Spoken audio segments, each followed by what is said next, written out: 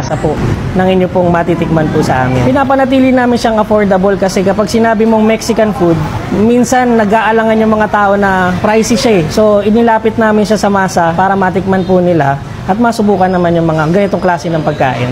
Meron po kaming quesadilla, marami po siyang variety. May cheese, meron din, pwede nyo siyang haluan ng mga kung anong meats na gusto ninyo. Meron din kami mga burrito. Available po siya na chicken, beef, saka pork. Meron din po kaming nachos. At ang bestseller po namin, meron din po kaming birria tacos. 2 piraso, 145 pesos lang po. At meron din po kami mga pasta, katulad po ng Alfredo at pink sauce. Meron din po kami mga rice meal po, katulad po ng pepper rice.